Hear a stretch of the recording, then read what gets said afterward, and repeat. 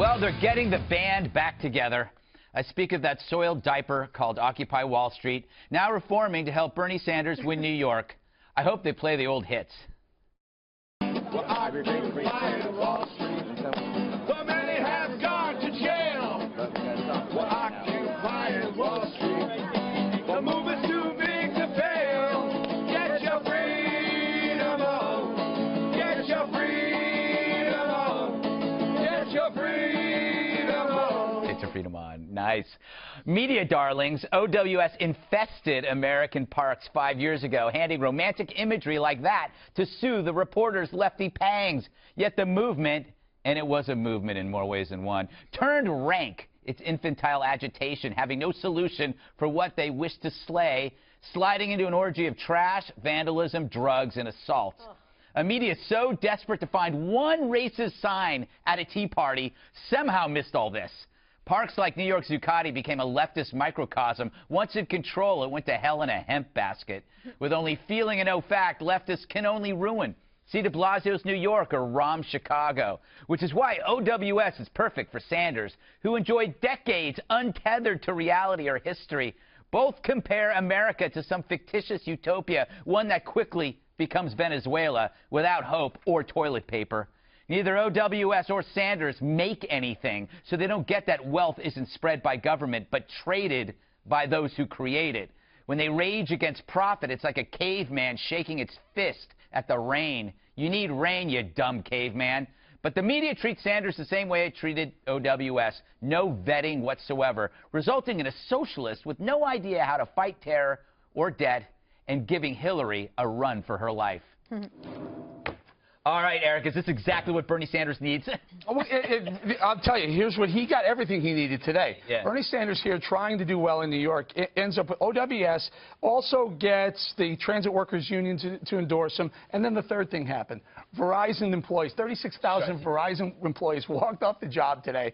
Bernie Sanders very astutely, smartly showed up at that picket place and stood up on his soapbox and became their hero as well. They endorsed him as well. It's falling into his lap. Meanwhile, if you really want to know what's going on, take a look at the Post today. They had an exclusive talking about ISIS putting out a hit on moderate Muslims. Huma Abedin is one of them they named. Yeah. This is unbelievable. Just pick that up, and that's what really matters, not these guys playing guitar in Zuccotti Park. But sadly, Dana, terror is not his wheelhouse. His wheelhouse is basically Occupy Wall Street. Like if you're considering voting for him, just do yourself a favor and read the transcript of his interview with the New York Daily News, because when it comes to those important issues of fighting terror, and certainly ISIS knows how to get headlines. If you name Abedin, you know you're going to get press. I mean, they're very good at, at media manipulation. He also got today the endorsement of Senator Markley from Oregon, which was a big get for him. In addition, here in, I don't know the exact number, but Hillary Clinton's way up over Bernie in the general election vote for New York State by like 52 to 45, something like that. But Bernie Sanders is at 45% approval with under 25. Wow. So if these people registered to vote, and if he can mobilize them to actually vote on Tuesday, then he might have the ability to pull off an upset in New York State, and that would be huge. Maybe he's targeting Huma because of Anthony Weiner. And then we have finally something in common with ISIS. We don't like Anthony Weiner. No, I'm kidding.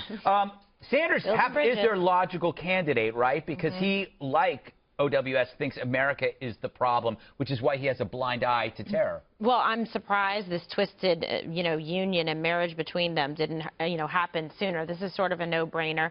They want to tag on to like the feel the burn coattails because they became pretty much a useless movement, like you said, in the camps.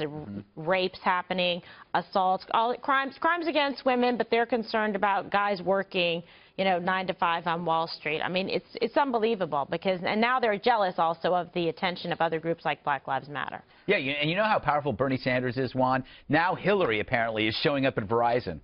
Yeah, it's outside of store, though. Outside of store. I mean, the visual is probably not as good. She's trying to check out a new plan. But Hope she's not using her Metro card to get there. Because they're having a debate tomorrow, right? Yeah. So Bernie has to shift his rally from tomorrow to today. He's having a rally today. She's having a rally, meanwhile, in the Bronx. So you said there's no scrutiny of Bernie Sanders by the press. I think the New York Daily News, which today endorsed Hillary, is quite critical of Bernie, which is interesting because, you know, they're the union working man's paper in New York, supposedly, and they're saying, hey, this guy's unprepared. Yeah. He's not. They couldn't endorse set. him after what happened with the interview and the transcript. I mean, that'd be a little bit. But I must say what's interesting to me is, gosh, you know, we're approaching May Day, right? And in D.C. right now, you've got a group that's protesting in front of the Capitol, right? Democracy Spring or whatever. Now we get Occupy Wall Street, as you say, revving up the band one more time. And Bernie's riding high. I mean, we can put him down all you want, but the fact is Bernie's doing pretty good. He also said, and they're quite serious, that they plan to challenge Hillary Clinton on the floor of that convention. So it's going to be a summer of Isn't this interesting? It really is. Pretty interesting to live through it. Let's do another live show tomorrow night, 11 to 12. Oh, I love that idea. Cool. That's a great idea. Yeah. I'll put that up the flagpole. Call the producers. All right.